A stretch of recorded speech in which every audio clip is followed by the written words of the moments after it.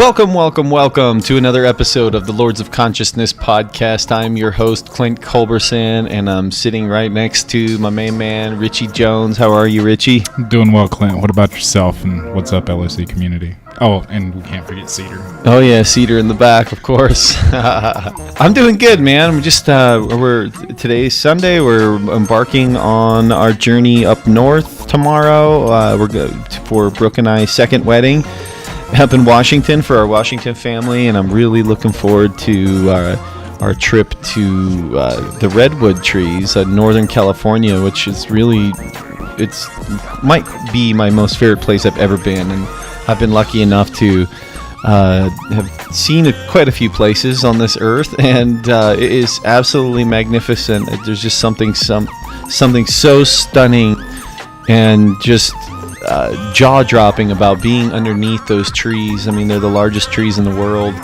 and they put off such an energy. So I'm really excited that you're going to get the chance to check them out too. Yeah, me too. I've never been to that area, and I'm excited to see Oregon, Washington State, and everything, just to go up that coastline. It's going to be really exciting for it. Yeah, the Pacific Northwest of the United States in the summertime is pretty much heaven. So to be in heaven for 2 weeks is going to be absolutely incredible. Richie, tell the people who is sponsoring this show, this particular episode of the Lords of Consciousness podcast, because we're really excited about this. Okay, so this episode of the LOC podcast has been brought to you by Mingus the Cat on Redbubble. MINGUSTHECAT, the cat, on redbubble.com. And it's our buddy Jeff Jones. He has done most of the graphic art for Lords of Consciousness, and we appreciate all of his contributions, and has a company called Third Eye Art and does a lot of great stuff. You can buy t-shirts and cell phone cases and coffee mugs and bags and all sorts of stuff on his Redbubble site, so go check it out. He's a great artist, great friend. Absolutely. I mean, he's the one who's created the original Lords of Consciousness logo and has since updated it and does all of our posters for the gatherings that we've had, and he's just absolutely incredible, and he's so psychedelic in the way he does his work. I mean, it's quite a trip, and I absolutely love it. So go check it out. I think you can find some cool products, especially if you're looking for an LOC shirt.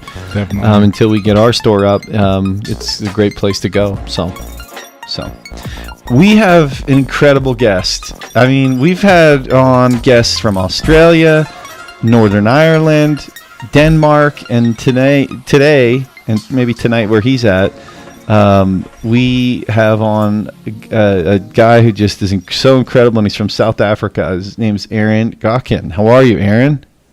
All right, Clint. Thanks for having me. Aron, it's so good to have you, and people get ready, buckle up, because you're about to get blown away by Mr. South Africa here. I met you, Aron, on the Terence McKenna group on Facebook, because you are someone who had put together these epic Terence McKenna videos with some of your great graphics and art, with these most amazing epic ballads playing with Terence McKenna saying some amazing shit, and everyone loved them, and they're pretty popular videos on YouTube. And you also, come to find out, you have your own channel, and you do these dialogues, like self-dialogues, where you kind of record yourself, and with these, again, you have such a gift with imagery, with video, and with music, and you kind of put them together with these, what people will see in this podcast today. So what's it, where did it all start for you, man? How did you get into this? Yeah, well, it was all kind of unexpected, I would say. It just kind of evolved on its own. I suppose for myself, just going back, I've always kind of been somewhat different, I suppose, from the get-go. I just kind of always felt somewhat different and unique. I couldn't quite put my finger on it or understand it, really. I was sort of the square peg in the round hole, if you will. And I suppose just after school, when I had more free time, I delved into researching. I knew that there was something more in the world going on. I could feel more that was going on. That was obviously introduced to me or given to me by my religion or by school. and many questions that I didn't have answers for. And so I started my process or journey, I would say, probably after high school, where I just I think I started off where most people did in the beginning, and that was really, internet wasn't so much around, with a lot of self-help books and things like that, and which didn't really suffice, which didn't really get to the heart of the matter. And I suppose it was only really in 2008 where I came across a Terence McKenna lecture. I had never heard of Terence McKenna, and he actually came at a very pivotal time in my life because, like I said, I was at my wit's end. I was looking for something with more meaning to it, with more substance, and what was going on. I could feel that there was something, as Morpheus says, it's like the splinter at the back of your mind driving you mad. So I knew that there was more to this reality than what met the eye and what was spoken about in my sort of social groups and things like that, and my religious figures and whatever. Mm-hmm. And lo and behold, I was at a pretty dark place in my life, I must say. I was at the end of my rope, and the timing was perfect. I remember I was on vacation, and I just had a number of podcasts or recordings, if you want to call it, or lectures that I had on my MP3 player. And I stumbled across Terence McKenna just by chance. I had no idea about who he was, and I remember stopping dead in my tracks when I started hearing. I just heard the first 5 minutes, like an introduction, and I was hooked. Mm-hmm. And I knew straight then and then that this is what I've been sort of the philosopher's stone. This is what I was sort of searching for. This had something that was really, I felt, was the stepping stone, if you will. And from then, obviously, just everything sort of started to fall apart and then again come together. And so it was just by chance. I had a Terence McKenna lecture. I got back from my vacation, and I said, "This is what I got to get into, man. This is where it's at." And I spent, it was probably weeks to months, I don't know how long. I mean, sleepless nights, just researching, do whatever I could find on not just Terence McKenna, but the ideas and the concepts that he spoke about, from psychedelics to novelty theory, to all that good stuff, from alchemy, etc. And it started just unfolding for me then, and I just really found that I just couldn't sit with this information on my own. I really wanted other people to hear about it, and so my intentions were really in the beginning just as a hobby sort of style or creative output, to just sort of cut out, edit out certain parts of McKenna talks and put some imagery together with them and some music in the background, and just make it appealing as well to sort of the market, not the market, the people of today, to get the message out and the word out. And I never expected the videos to be as successful as they are. I mean, there's one video in particular, the Trust Yourself. That's where I think was my claim to fame in a way, which I never expected. I've written in the comment section of that video, I think it's got maybe over 700,000 hits. Wow. I believe, it's huge. I never expected it. It still doesn't make any sense to me of how big it actually got and how quickly, it just sort of it got so large. I wrote in the comment section, why has this video got so many views as opposed to the other videos? I mean, the other videos are also doing nicely, but not as sort of expansive as this one. And I got different feedbacks from people, which is very interesting. One of the things that I did here, which doesn't really make too much of a difference to me, was that what happened was, where it spiked was that John Cusack, apparently, he tweeted that this Terence McKenna video is his all-time favorite. And from then, apparently, I didn't even know about it. I just read that in the comment section. I mean, I like John Cusack. I think he's a cool actor, and he does some interesting, sort of philosophical and existential movies.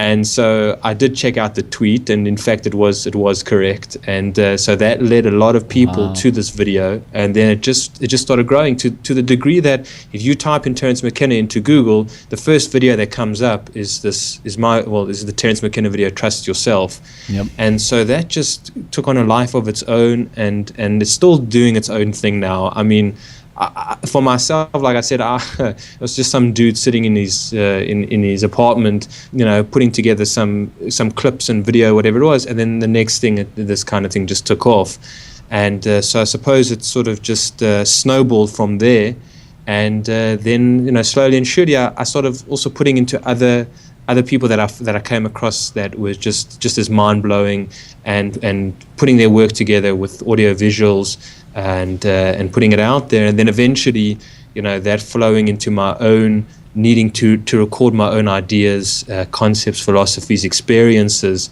and in order to reach others out there, and not only just to share the message, but for sort of the tribe to be reawakened, that this is the calling now, that the trumpet sounds basically that we we need to come together and find one another. That what I suppose was probably one of the greatest motivations behind it, is to connect with the like-minded people, to share our experiences of what we're going through.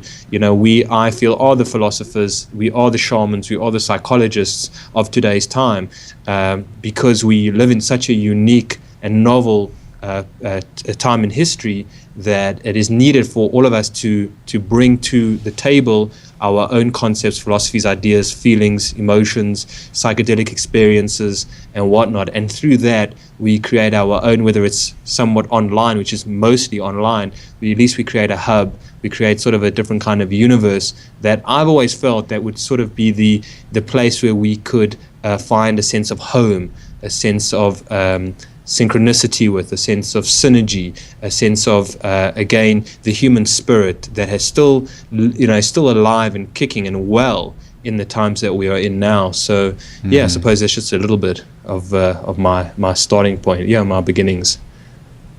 It's like when you were talking about that idea of putting out a video that connects with 700,000 people, and how it got there. Then it took some famous movie star to. He was just fucking around on YouTube and found it somehow, and then all of a sudden it became, of course, it sells itself. I mean, it's what Terence says in that video is unbelievable, and it's like you're saying, it's like a reawakening where it's sending out the bat signal to everyone. It's like, okay, it's time to activate, and it's like this collective mind share, and the idea that hey, it is trust yourself. I mean, what good does even the smartest among us have no idea what this reality really is. So what does their opinion matter? That's what Terence says, and to trust yourself, that the answers that you need in your life, they all exist within you if you're willing to look. And it's so funny. I mean, it's kind of what brought me to Terence McKenna too. He's literally changed my life. I mean, he's probably he's on my Mount Rushmore of influential guru type characters, whatever you want to call them. Those big those lights in your life that channel that universal message to you. It's I'm so grateful, and it's funny, of course. Then when you go to a place like Terence McKenna online, that you're probably going to find people that are looking into the same things that you are, that are feeling the same way, that can actually, someone who actually has the ability to be compassionate to you in terms of what you're experiencing. And many people have felt a lot of rejection out there in this world, because they've kind of thought differently and seen a different way. And yet this world is there's already like a pre-prescribed path that you must follow, and if you fall outside of that, then you're going to get shit on by everybody, or called a crazy person, or a conspiracy theorist, or a dreamer, or unrealistic, and we just need to get a job and fall back in line, and that's the kind of world we're living in, and yet there's all these rebels in a sense who've fallen outside of it and who've all kind of found each other. And we're starting to heal up a little bit because we all found each other with some cuts and bruises and that need to be healed up again. But I think a lot of us are healing up, and now all of a sudden we're kind of like, all right, let's take this shit back. Mm-hmm. It's time to let our other brothers and sisters who are still, still not seeing the fact that there's such a light within them, and that there's such a better way to live than by this culture that is not our friend, as Terence said, That's right. Yeah, for myself, it's, and I'm sure for most folk out there, it was one of the things that obviously had brought us to this sort of, wishing to exit the matrix, the questioning, the splinter at the back of the mind, to find out more, to explore more, was the feeling of our being very different, feeling very unsatisfied, feeling very compromised by society and culture at large, having been spoon-fed ideologies and dogmas and things like that our whole lives, and then but we feeling in ourselves it's not resonating, it's not agreeing with us, but yet everybody at the same time is telling us that it's not the world that's the problem, it's the individual who's trying to think differently. That's the problem. And so that's I suppose a sense of my channel, or I hope to achieve in that way, is that what I'm saying is that when we learn to trust ourselves, we come out of this sort of matrix, womb, if you will, and we start becoming a sovereign mind, an independent thinker, and getting in touch with oneself. And the message of my channel at large, in a way, is to say that it's not to fall again back into the sort of comforts of other people's philosophies or ideas, or other kind of networks that or school of thought that are not going to agree with you. In other words, we've been so easily bubbled off and conditioned so well, and with sort of concluded answers, and this is the way that you must think. We've been so programmed in that way that when you sort of drop the programming, you deprogram yourself, there's an insecurity there, right? In the sense of so what do I know is real? Who do I know I can trust? What do I understand of the nature of reality of my life in itself? What is true and what is not? And my message, in a way, to people is that we should not be so easily hoodwinked again. We should not be fooled again in any sort of way. We should really, again, in alignment with that video of McKenna, trust yourself. Find out what is reality for you. Find out what works for you. Find out what is suppressing you. Find out what is undermining you. Find out what is disempowering you, and change that around. And don't let anybody else, kind of a guru or even a shaman figure, or somebody who's maybe a YouTuber who's got 250,000 subscribers, tell you otherwise, if you do not feel that it's in alignment with who you are. Because so that's it. It's like we're starting again. We're learning to crawl and then walk. But in the process of crawling, eventually we learn how to walk, and we learn how to stand on our own and be sovereign beings, and not have to hold on to any handrails of somebody else's beliefs. Because if we do, like Terence McKenna says, he says, if you don't have a plan, a plan will be made for you, type of thing. So it's again about engineering one's life from the ground up. Finding out what is truth, what is getting back to nature. We spoke about that kind of, you're finding yourself again, really. Yeah, it's the plant. Just like that idea that Terence, one of the things that he's really drove home to me is the plant teachers, that the plants really do have a wisdom to give us. We were talking about the redwoods to start to show off, and beyond just even psychedelics, that all of nature has something to teach us about and remind us of where we came from. Because Terence always talked about that what we're experiencing right now, and then he was talking more in the 80s and the 90s, but he knew it was coming, that there's an archaic revival going on. And part of that is even within ourselves, is almost like this, we're doing that on a physical world, physical realm right now, as tribes are gathering again. People are finally meeting back up again. People are collaborating on a new world, a more sustainable world. But it's also an archaic revival within ourselves to go back to where we came from, because along the way, in a sense, we kind of got tricked. We got tricked into believing that we were something that we were not. I mean, it's pretty much, Richie, you talk about this. It's like everything's been inverted.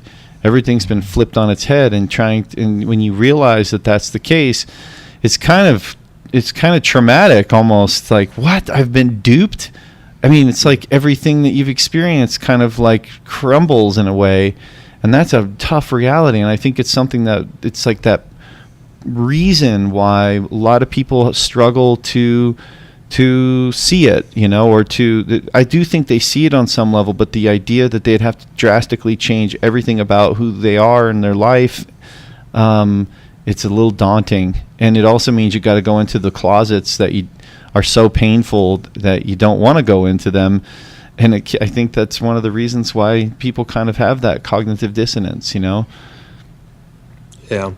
For myself, it was when I was going through my sort of, and I still am in that way, but I'm saying the heat of it, the height of it, of my personal transformation, if you will, and sort of the deprogramming of my upbringing and things like that. I said to myself that if I get through this okay, pretty level-headedly, in a sense, and I have my wits about me, that I would like to create some kind of platform or, where other people can, when they're going through that process, that birthing or that awakening process, that they don't sort of are just met with strange looks on their faces from other people, that they find other people that have also gone through similar stories and experiences, and how they've managed their way through it. Because again, obviously, it's very startling when you realize that you've been living a very fictional life, and a lot of it maybe isn't true, type of thing. And again, I spoke about that existential moment, or crisis almost, where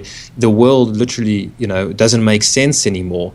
And there's a great fear in that, which is very much needed and part of the process. But again, it's so beneficial if you can have somebody who's maybe has had that experience, or and there's maybe a group mind or tribe mind of people that are out there that you can feel an affinity with, in that sense. So you don't have that sort of complete isolation and ostracized,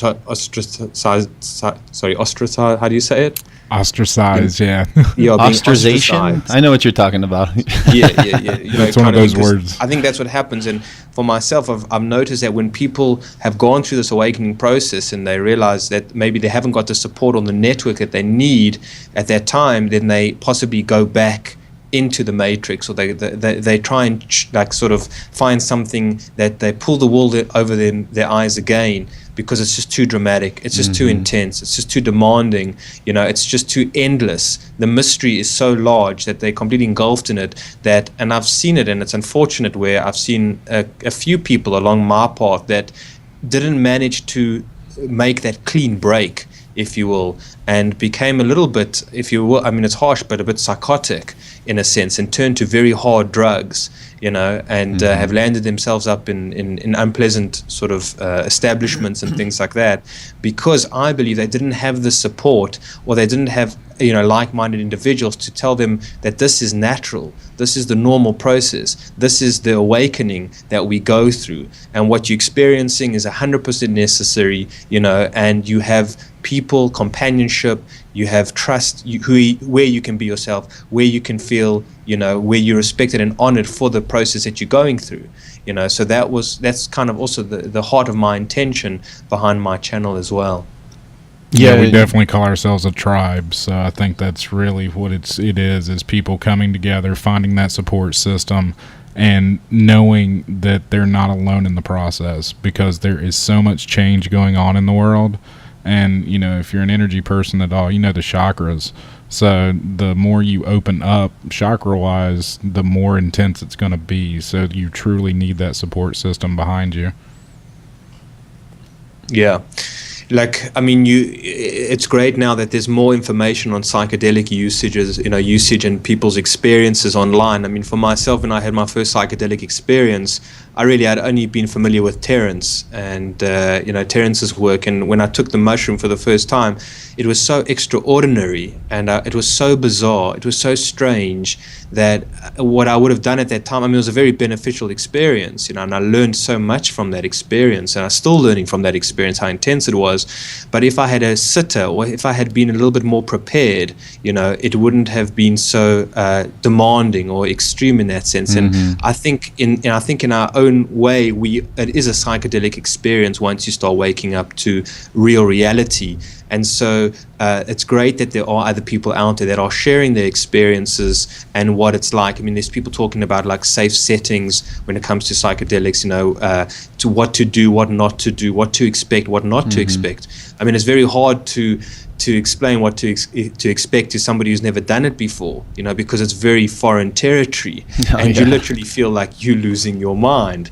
But if you just had somebody there to come in at that time and just say, you know what, this is normal, what you're experiencing is real, or whatever it is, it's fine, you're not losing your mind. This is how it goes. That comfort is extraordinary, and I think that love and support for somebody in that situation who's going through that can help them grow, and in ways in support, which is just magnificent. I personally think.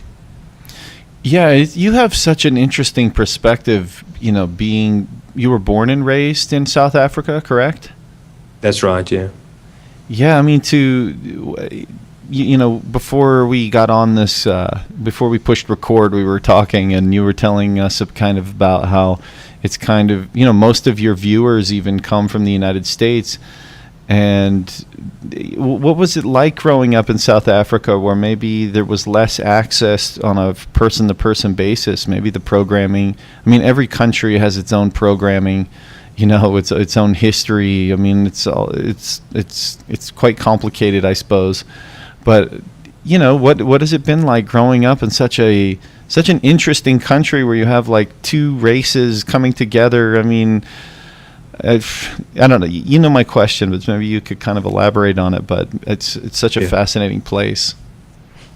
Yeah, it's like we were talking about before. I've often wondered my choice of karmic experience in being in South Africa, Johannesburg, and also being at such a diverse sort of cultural happening, if you will. It's got such a history to it. I mean, all places around the world really do, but I suppose for myself, you're dealing with racial issues. You apartheid, post-apartheid times, great inequality amongst people. One sort of class of race being higher, elevating themselves higher than another, and sort of putting their foot on the cultural, I would say, wealth. Or I'm saying that, how can I put it? It's it's been interesting. I mean, there's a lot to say about it, but for myself, I have found where I've spent time with African people in villages, and I've seen their history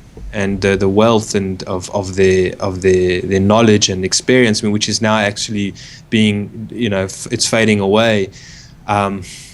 What am I saying? The suppression of other people and things like that, of different races. It's been extreme in that sense. And then I suppose also what was more closer to my heart is also being brought up Jewish, in this sort of bubbled off environment, and having to also dealing with the cognitive dissonance of that as well. So yeah, it's a definitely unique environment. I mean, it's one thing being told that, I mean, if we want to get a bit personal, that, well, you're a white dude, so therefore you're higher and above, your life has more value than people of a darker skin color than you. And then to add insult, injury to insult to injury, that you're Jewish and that you're part of a chosen race, and everybody else is kind of here to sort of serve you. Can do your head in. And so for myself, I suppose it was coming back to the reality that each person is divine within themselves, and that color, race, creed makes no difference. Religion makes absolutely no difference, to who the person is. And for myself, growing up, being friendly with African black children and friends of mine, was obviously very bizarre and crazy to my family and my friends. I was never one to sort of see the difference between color or race and things like that, and different religions, and it used to drive them mad, because they just felt like I was being disrespectful to my own genetics, or my own sort of heritage, if you will, type of thing. So for myself, it's been hell of a challenging in that regard. And then also bringing it to what I have found is that that the conscious community here in South Africa, my own personal opinion, and this is somebody who's lived in the country for a year and a half, who's traveled around, you know, to different so-called conscious communities and things like that, so going to trance parties, you know, trying to find people of like-mindedness, where I just haven't really come across anybody to that. And it sounds crazy, you know, out of a lot of people.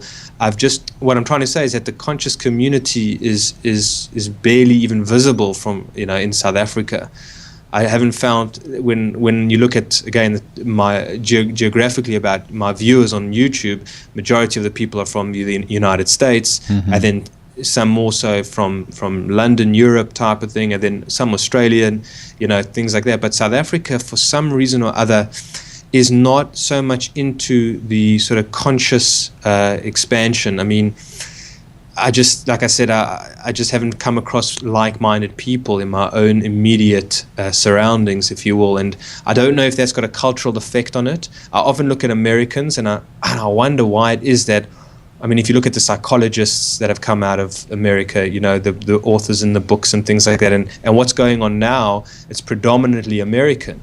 You know, and so I think about that because America's also got a bad rap for being sort of, you know, very materialistic and, you know, sort of very self-gratifying and things like that, you know, where you get Hollywood and Madison Avenue coming out of, and that's the rap that I find, you know, being outside of the United States of what, you know, that's the sort of thinking.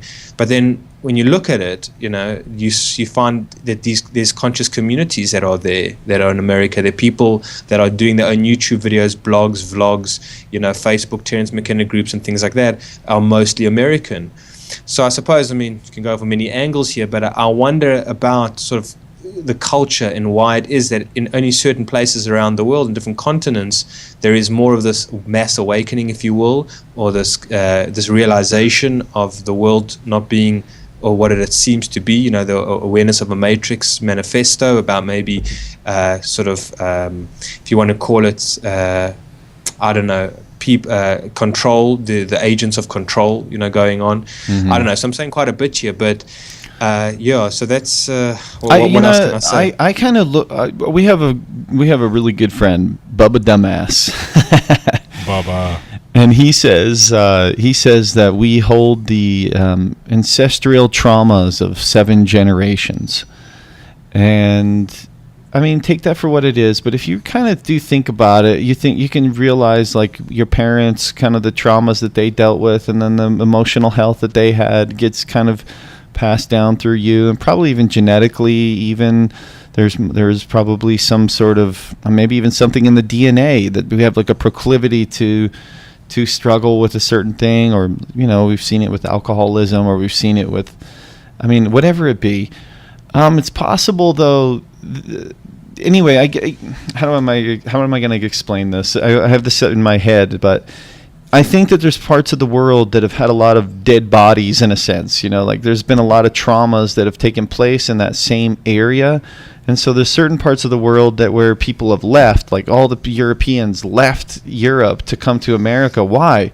Because the traumas in Europe were pretty rough. I mean, people were getting away from a shitty environment. They were trying to get away. They wanted more freedom for themselves to just get a breather from crying out loud, instead of, you know, maybe even their own families were suffocating them with the bullshit cultures that every family kind of has, you know.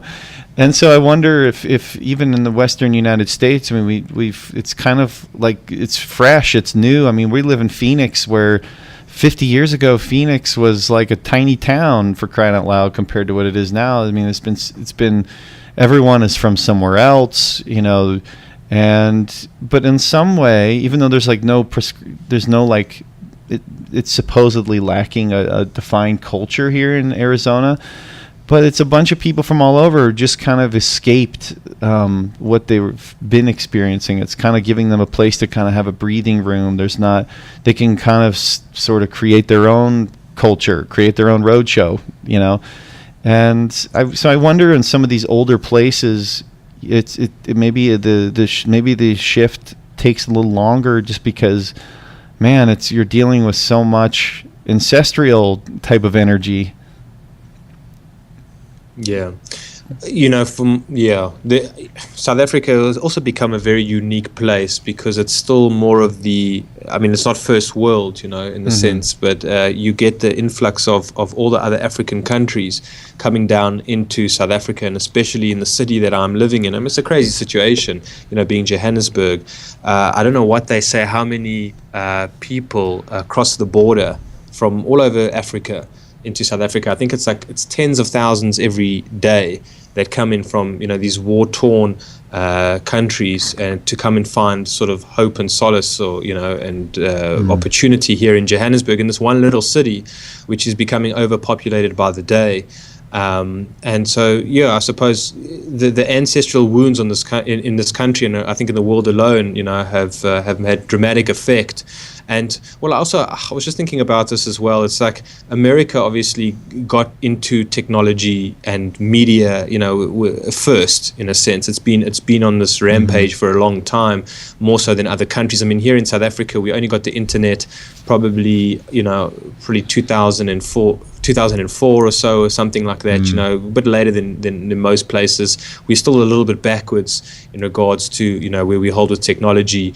And it's just interesting to see how the American influence has impacted on, or the modernity has impacted on African tribalism and, their culture as well. And so I suppose what I'm saying at the same time is that, like in South Africa, in America, it started off when you had TV and you had maybe a few channels and, 3 or 4 channels to choose from. I mean, maybe this was, I don't know the dates exactly, maybe in the 1950s or 60s or something like that, and you were slowly introduced to it. Here in South Africa, TV came out in the late 80s, mostly for the white and privileged people.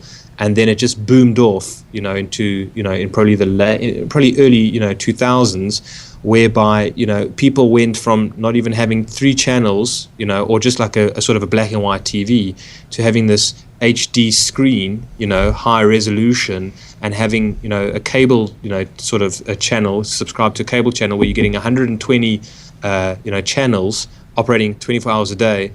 Being streamed into, some kind, in a village hut, if you will, type of thing. So, in other words, when I think about it, like, why did South Africa, why are the people here, why is the mentality fallen so hard for modernity? I mean, a lot of the world has, but in South Africa here, it's exceptional. I mean, I find through my experience, and I'm wondering because the process of technological, introduction to technology, to TV, to media, to cell phones wasn't as gradual. It was extreme. And how the people for themselves, it's like a newfound toy, and how it's completely, like I was visiting a village about a few months ago, and the elders of the tribe were telling me, one guy was telling me, he said that we have run and we've lived in this location now. I think it dates back for about 800 years. And he says we've been farming the lands, and we've had a rich culture of people and community living off the land, completely self-sustainable. And he says within 5 years of getting television, he says, and only few people got television first in their houses and satellite dishes. He says within 5 years, he says the children have completely disowned their responsibilities on the field. They've completely gone into fashion. They've moved into the cities to buy the Coca-Colas, to dress up in all the clothes. They've come back. They've brought all the technology back into the village and the tribe. And within 5 years, he says, over the last, spanning to this whole history, he says all this dramatic change has happened. And so I think, again, just coming back to what we're saying, is that the effect of technology and modernity arriving so quickly without anybody being able to sort of take their time with it and being introduced to it slowly has had a dramatic effect.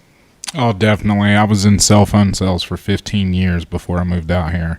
So seeing from the candy bar phone to the smartphone and how much that technology has taken over this world, I mean, people just don't know what to do without it now, And I think there are certain people that are starting to see that, hey, maybe I don't need this thing as much as I thought I did, and starting to go into the physical realm more than the digital realm. So it's definitely been a huge impact all over the world. There seems to be this like prevailing story, of good versus bad, right?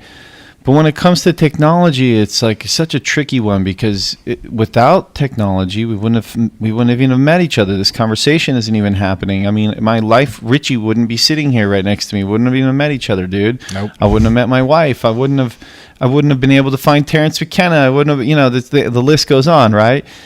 So it's like these different types of dilemmas. It's like we're also at the same time we're fighting the good versus bad storyline, I suppose, on this planet right now, especially.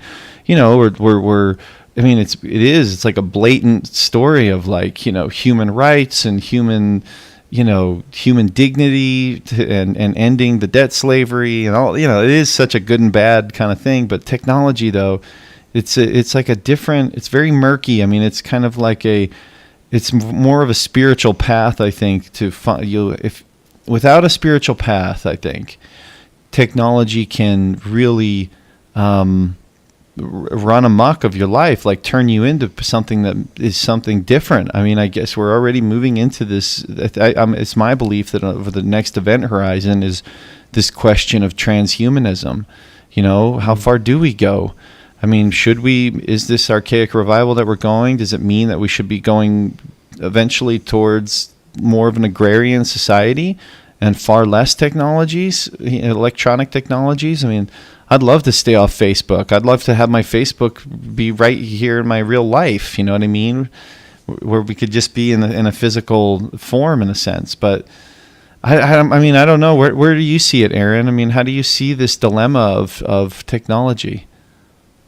Yeah, it's a tricky one. It's a double-edged sword, because again, we wouldn't have such opportunities in connecting online. I suppose it just comes down to the individual's motives, intentions behind technology. And that's hard to say as well. I mean, I do think we are moving into more of I think we already are into a transhumanism, sort of setup, a post-human, world in that way. I mean, when you hear about this Pokemon game, for example, I was reading in the newspaper here that in America, it was in 1 week, there was 65 million downloads of this app, and there's been a lot of controversy about this app being downloaded and the advantages and the disadvantages. And so, as you said, it's a double-edged sword. The question for myself is that, was it intentionally, was technology introduced into the human race? I mean, by its own, did we decide on it? Was it brought in here for some kind of other modus operandus, type of thing, some kind of, what was you see, I don't know. It's very murky again as well, but we don't have the maturity level. We don't have the awareness in a way to be handling such powerful devices. I mean, just to be online. I mean, we haven't done enough of the self work, I suppose, and the cat's out the bag already in a sense. So it's very tricky because I just don't know if we have the maturity level yet to have such powerful devices and at our fingertips. It just doesn't make sense. It's like we haven't yet evolved. It's like kind of going to cavemen in a way and giving them sort of automatic rifles, and then and then just leaving them type of thing. And maybe they haven't got the awareness of the power behind it. The destructive nature that it can be used for good as well, but the destructive nature that is behind it. And for ourselves, we haven't even worked internally yet with our sort of potential destructive natures, with our own shadow, with our own desires, with our own impulses and things like that, enough to all of a sudden be giving such devices where it allows ego expansion at the touch of a button. For myself, I mean, when we look like, who is engineering Facebook? What was the intention of Facebook originally? I'm saying by the designers. Was it a malevolent decision or benevolent decision? Was it so it could give us all access to one another and so we can get in touch, or was it also an opportunity for information, for our own our own private information, confidential information being at the hands and access of people who might use it against us? What was the intention behind the technology of the people that designed it? Who are the institutions? I mean, when I look at Google, for example, I mean, Google now is sort of it's a one world, sort of happening.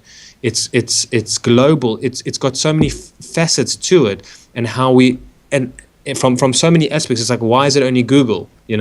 What's happened to everybody else? Why is it only maybe Samsung or iPhone? Why is it only why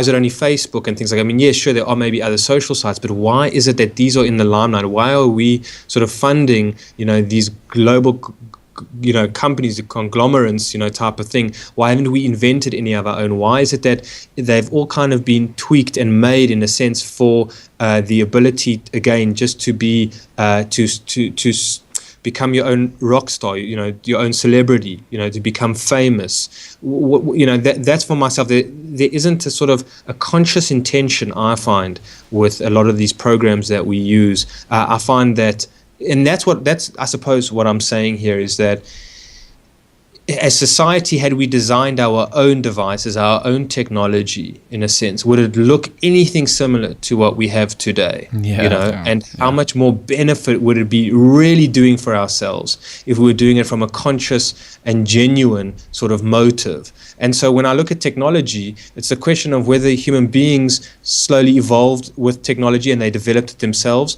or was there some kind of master plan? Because if we ask the question about transhumanism, and we see how addicted we are and how reliant that we are on technology, was it almost like fed to us as almost, from like as sort of our fix, as a drug, drug dealer would give, a free trial of heroin to his customers and say, try it out. Was that the intention behind it?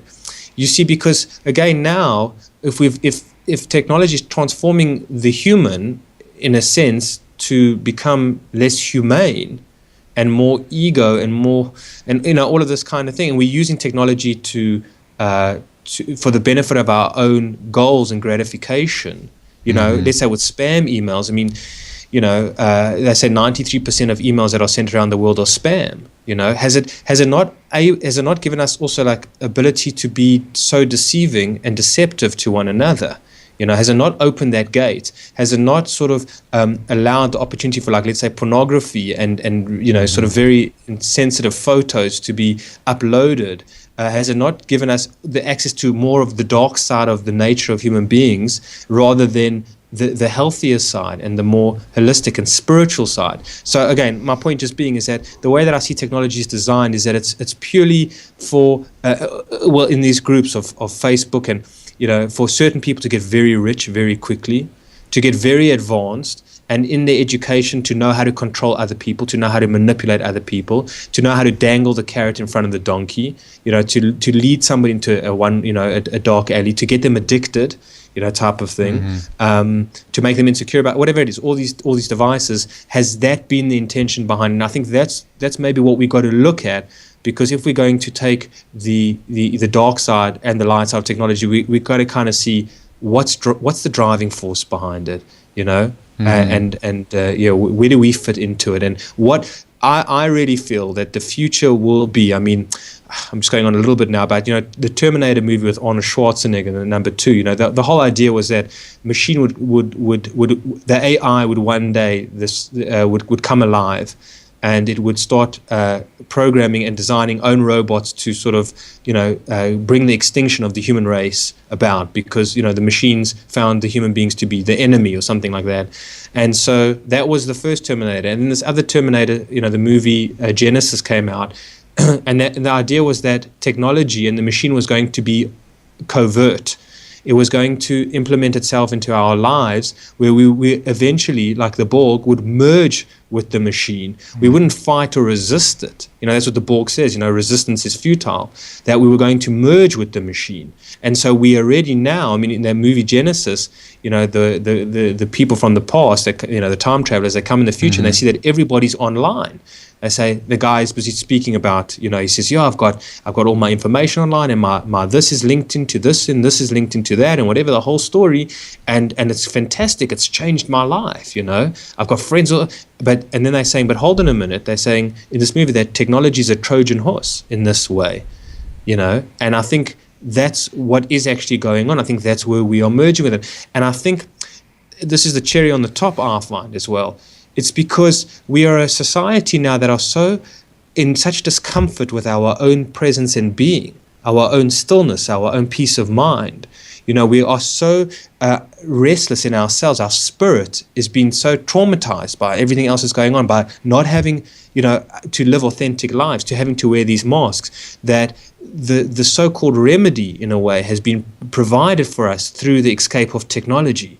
Through whether you can live some kind of pseudo life on Facebook where you only show your highlights or something like that, where you don't have to leave your apartment, you can live through a computer screen. In other words, escapism completely in that way. And so that's been the solution, in a sense, the distraction, the media, the Hollywood, the drama, all of that stuff for the unanswered, for the restless soul that is in human beings. And so I think it's also more of a spiritual angle. So you see, that's the technology is not helping us to heal if we're not using it correctly. Obviously we're not, in that way, but it's designed in order to be a complete distraction. And again, the answer, the Messiah, if you will, to all our troubles. I mean, if they do come across one day and they provide us with a solution whereby you can live through, like in the movie with Bruce Willis, where it's called, what's it called? That movie is called Surrogates, from 2009. Surrogates. Gotcha. Yeah.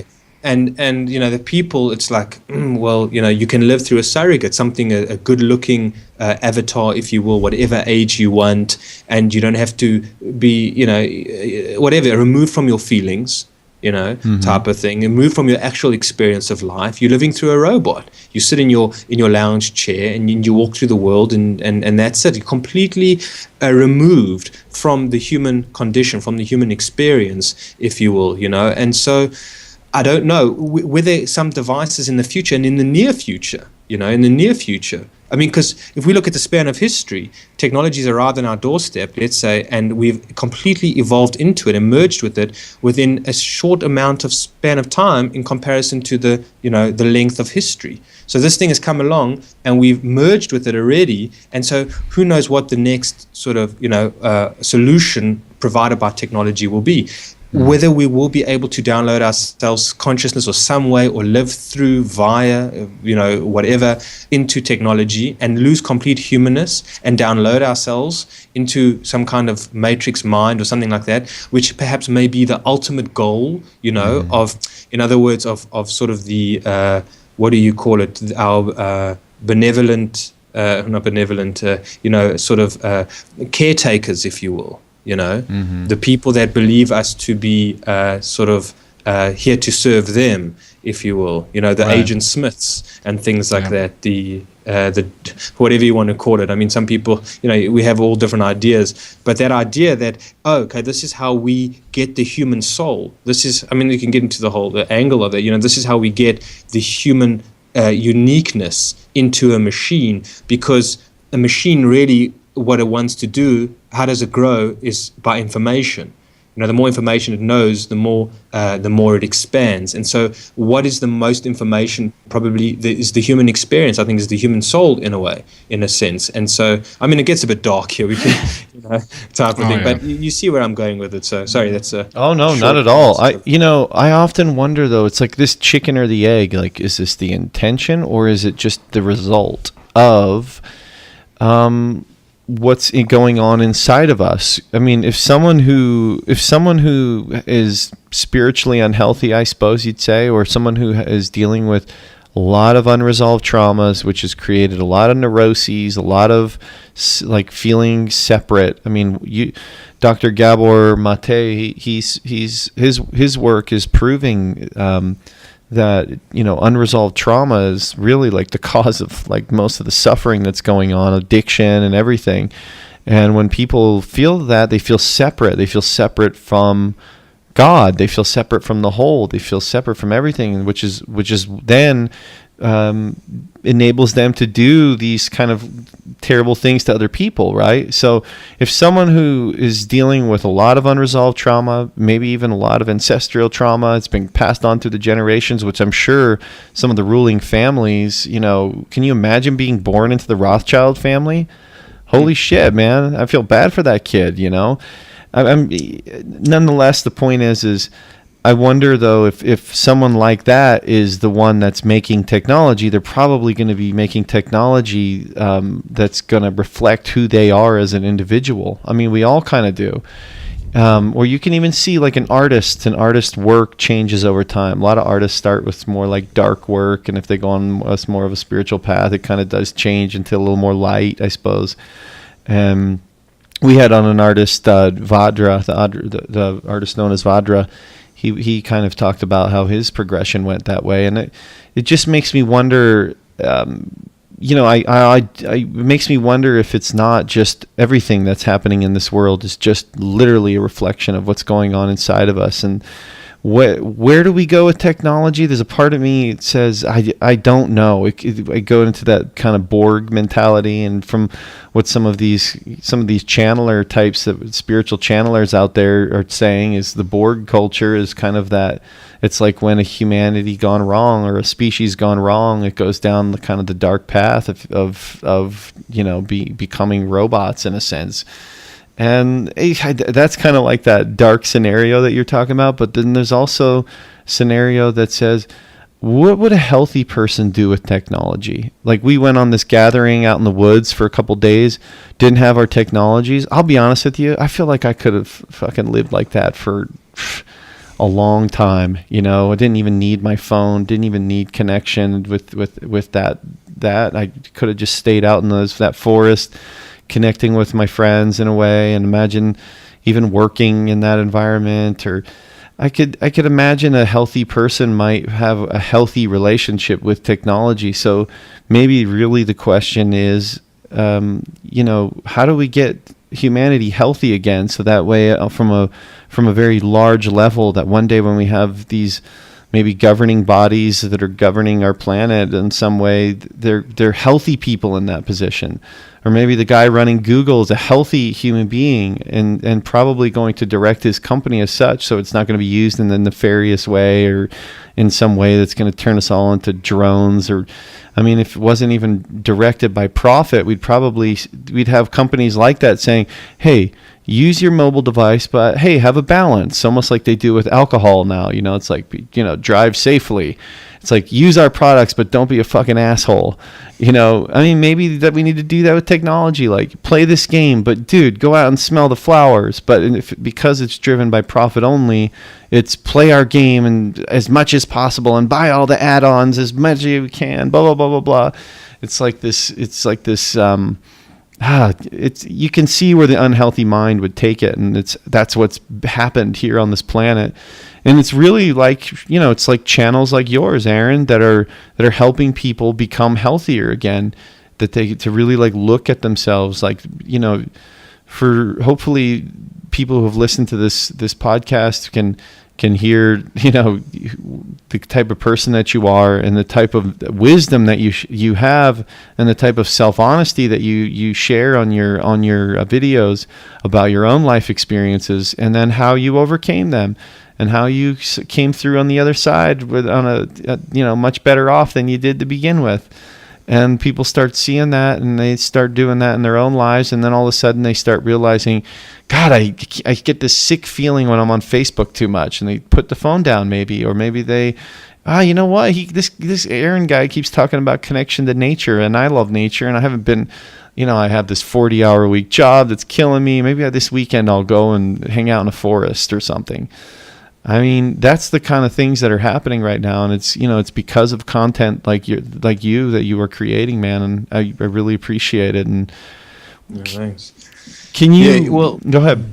No, that's why I think like channels like myself and your projects and your channel and your website as well, I think it is so important. It's so necessary at the times that we are in, because I think we're showing a healthy. I like that word. We're showing a healthy way of balancing technology and using it. Getting the advantages, the blessings that it comes with. There's no question about it, and that's why for myself, it's always continuing with my channel because it needs to. I believe, I try and say in that sense is that there is a great joy and a great possibility with technology, great opportunity. There is a real upside to it. And so that's for myself. Sometimes I feel the responsibility too much. I mean, just recently I feel, as well, got to keep on making videos. And again, it's not about the views. It's not about the attention that I'm getting. It's not about that what other people might think of Aron Goch and whatever it is. It's got nothing to do with that.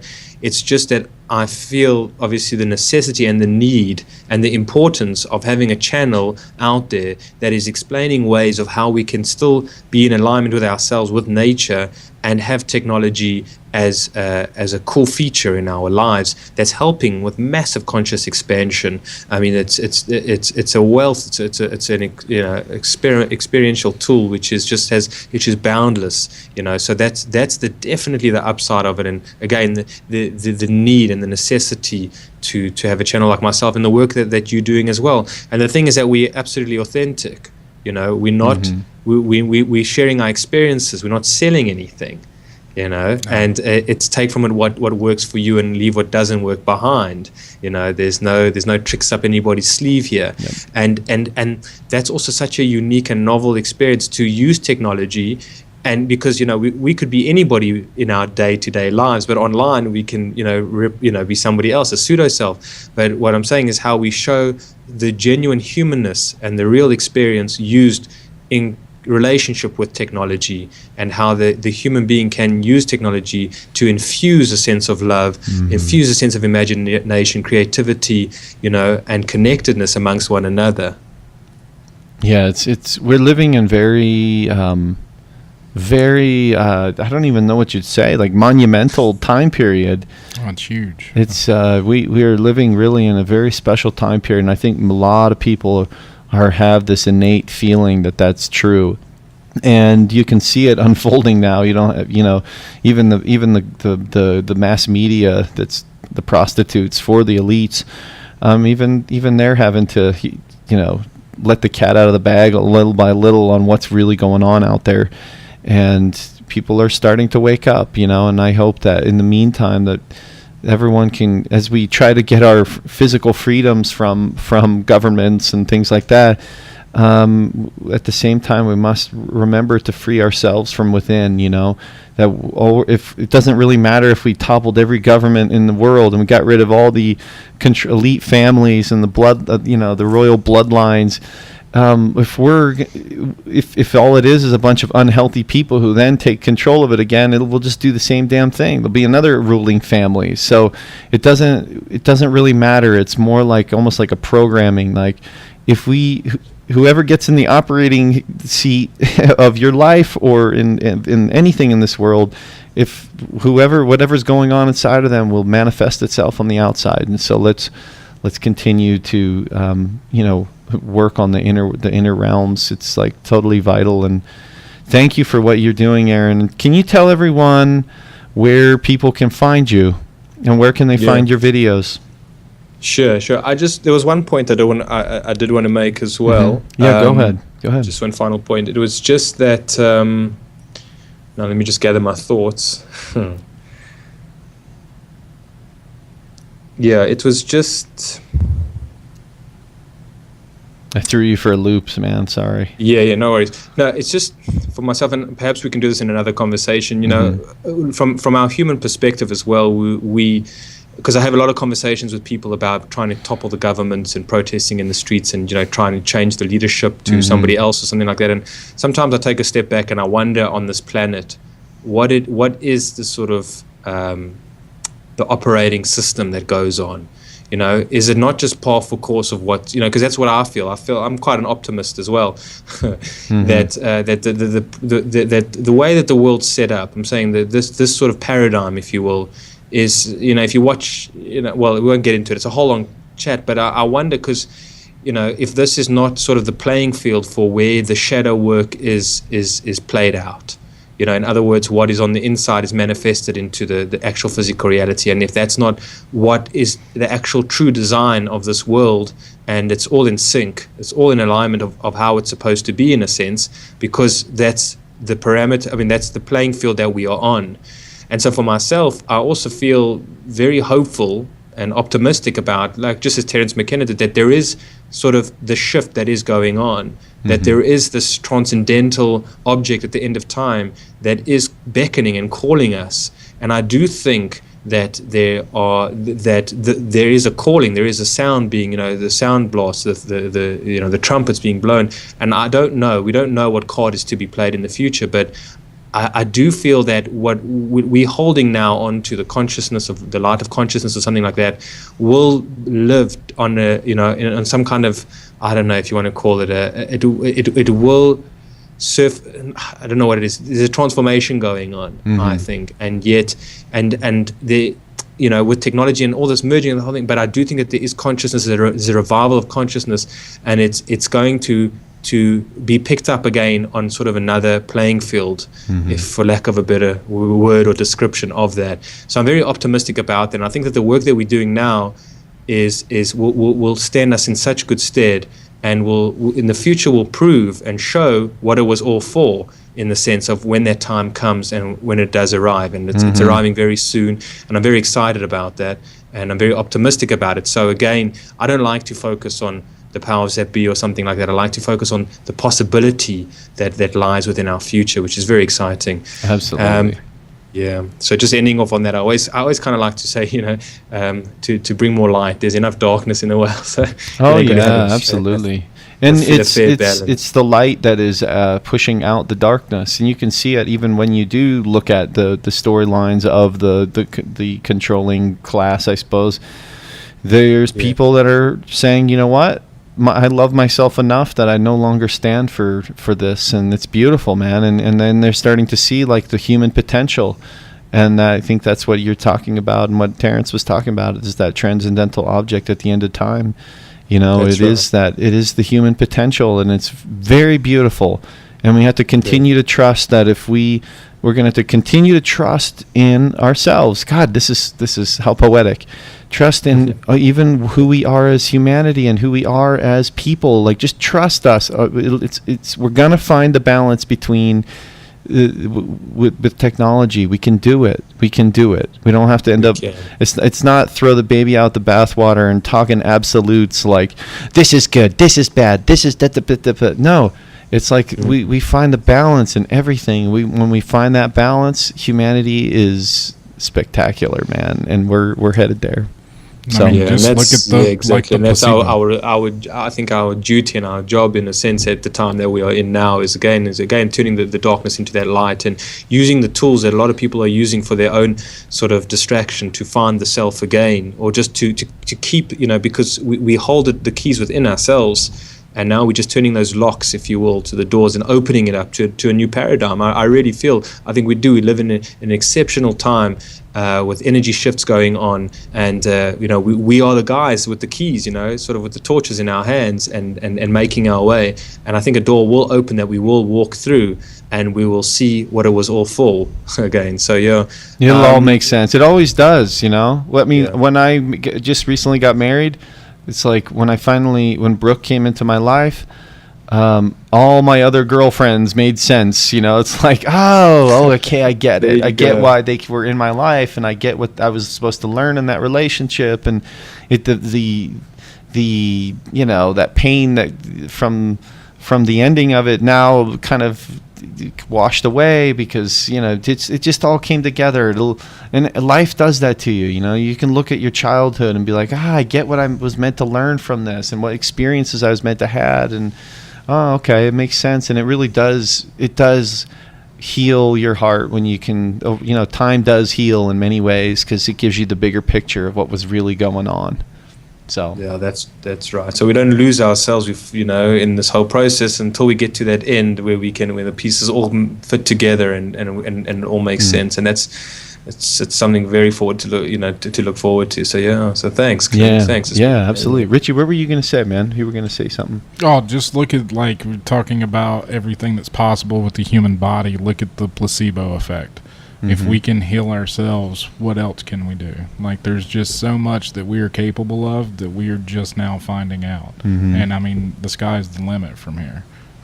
Yeah, it really is. And it's we're seeing the potential of humanity within certain special individuals, like that Iceman guy on Vice. I mean, that guy is unbelievable, what he does through just the power of the mind. I mean, they inject him with viruses, and through this meditation, he doesn't even get affected by it. And even all the people in his little group that they did the same thing. They had like 30 people do it, and same thing. It's like, what are they tapping into, man? That's crazy. So it's human potential is beautiful, and I'm along for the ride because it's like the greatest movie of all time. So get your popcorn. Greatest movie of all times, that's for sure. No Hollywood movie director could write such a story. No, epic, man. Detailed and rich and dramatic and sexy and romantic and scary and like a horror film, and it's like every genre, and I do think at the end of the day you'd classify it in the comedy section because it is just one great cosmic joke. And I think at the end of the day, I saw this video of the Dalai Lama and of him laughing, and it's like, is there anything more wise than that? I mean, at the end of the day, like, let's remember to not take ourselves so seriously and just laugh, man. The kids get it, be like the only children will enter the kingdom of God or whatever they say. So, it makes sense. You must be like the children. And it is the cosmic joke, and I love it. Yeah. Aron, can you tell people where they can find you?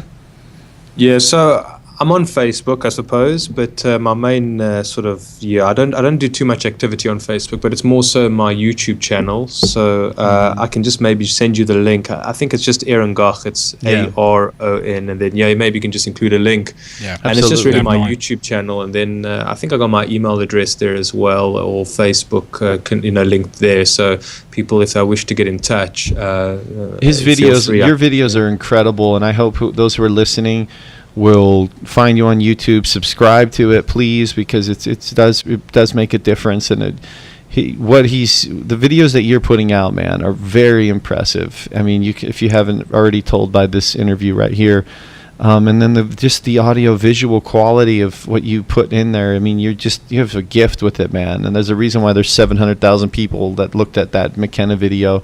It wasn't just Terence; it was also the effects that you put to it. You enhance Terence's words like on a very big level, and it really deeply hits people in all their senses.